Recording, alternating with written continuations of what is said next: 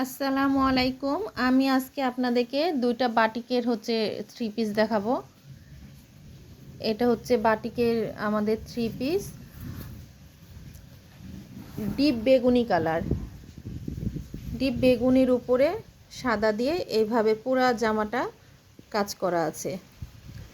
আর এখানে হচ্ছে হাতার কাপড়টা আলাদা, এভাবে হাতার কাপড়টা আলাদা করে দেওয়া আছে।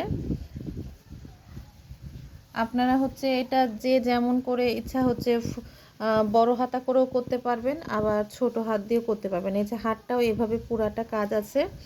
আর পায়জামার কাপড়টা হচ্ছে এক কালার, বেগুনি এক কালার। আর ওড়নাটা দেখাই, ওড়নাটা কি দারুণ!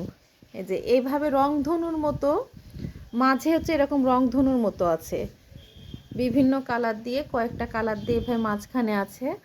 আর দুই আঁচল, ওড়নার দুই আঁচল, জামাটা যে কাজ করা, ওড়নার দুই আঁচলে সেম একই কাজ করা। ওড়নাটাও অনেক বড়, একবারে পিওর সুতি কাপড়। এই গরমের মধ্যে পরে অনেক আরাম।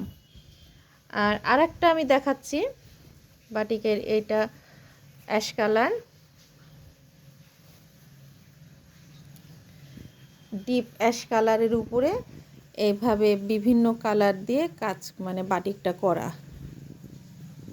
এই যে এইভাবে লতা পাতা হয়ে উঠে গেছে, সামনে পিছনে। আমি পিছনটাও দেখাই, সামনে পিছনে একই রকম। আর এইটারও হাতার কাপড়টা আলাদাভাবে দেওয়া আছে। বাটিকের হাতার কাপড়গুলা আলাদাভাবেই দেওয়া থাকে, যেভাবে ফুল হাতাই হবে।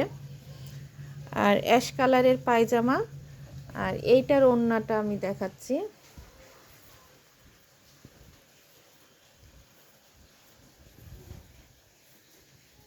এইটার ওড়নাটাও, এই যে ওড়নাগুলা অনেক বড় বড়।